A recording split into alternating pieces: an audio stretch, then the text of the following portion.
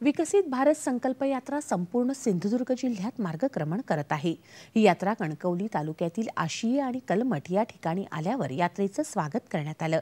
यावेळी ग्रामस्थांना सरकारी योजनांची माहिती देण्यात आली।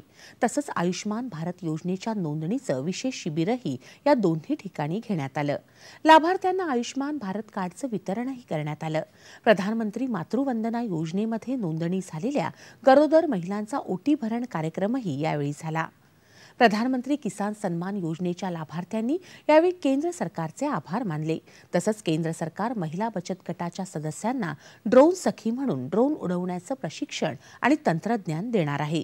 याचं प्रात्यक्षिकही आशिये गावात दाखवण्यात आलं। शिबिर चालू करण्यात आलेला आहे। त्यामध्ये माझे वृद्ध सासू सासरे यांची नोंद झालेली आहे, तर त्यांना 5 लाखापर्यंत सरकारकडून मोफत उपचार होणार आहेत। मला या ठिकाणी पीएम किसान योजनेतून वर्षाला 6,000 रुपये गेली 2 वर्ष मला याचा लाभ होत आहे।